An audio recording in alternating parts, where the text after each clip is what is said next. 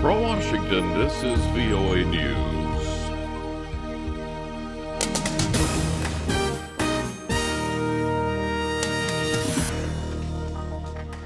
I'm Steve Norman reporting, topping the news, deadly shootings in Copenhagen.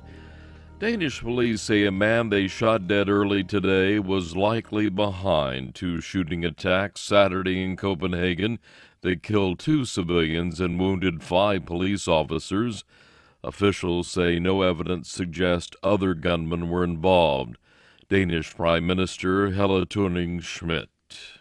We take this situation extremely seriously.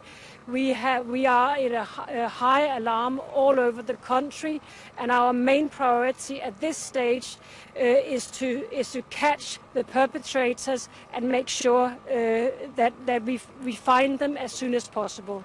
Swedish cartoonist Lars Vilks, known for provocative drawings, including a 2007 cartoon of the Prophet Muhammad, was at one of the shooting locations. He was not harmed. Ukrainian officials say pro-Russian rebels have shelled Ukrainian positions since the start of a ceasefire in eastern Ukraine, but that the firing has halted along most of the front line.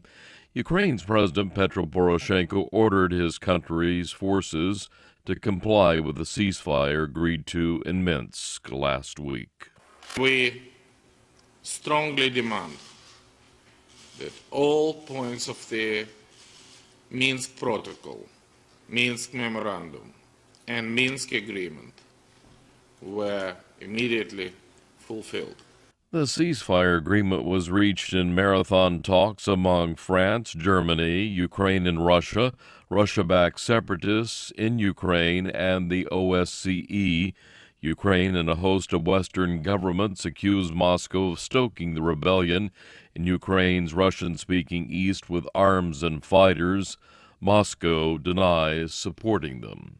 This is VOA News. The governor of Nigeria's Gombe state has imposed a 24-hour curfew in response to a Boko Haram attack that sparked raging gunfire on Saturday. There's no word on casualties. Some reports say the siege is over and the gunmen have fled with the bodies of their dead and wounded.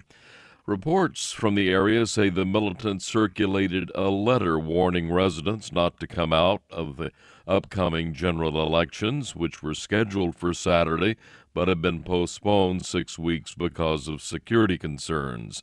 In Saturday's letter, the militants promised to attack polling centers during the locations. It called on Muslim residents to stay home for their own safety. On Friday, Boko Haram for the first time carried out an attack in Chad, part of a widening insurgency that has now drawn in 4 countries.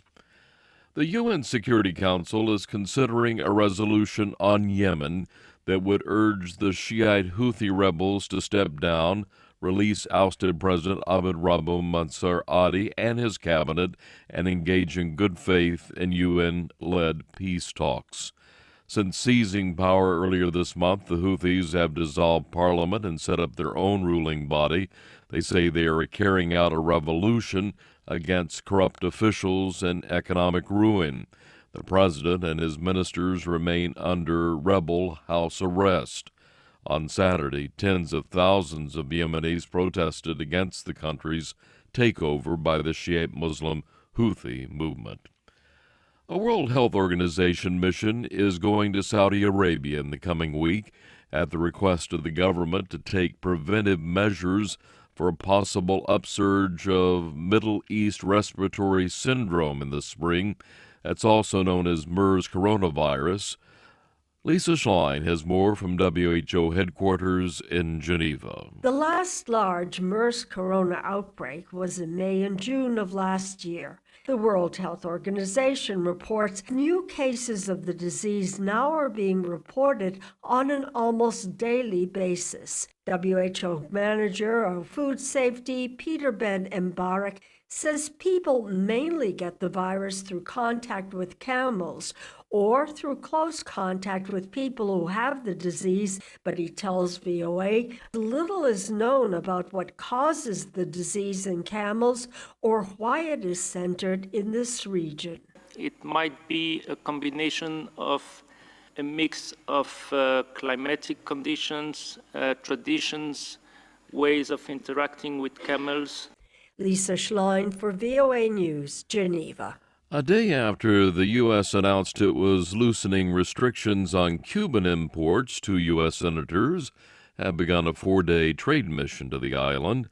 The U.S. announced Friday it was allowing small, private Cuban businesses to sell goods and services to the U.S., except for food and agricultural products, alcohol, tobacco products, and some textiles. Get more news at voanews.com.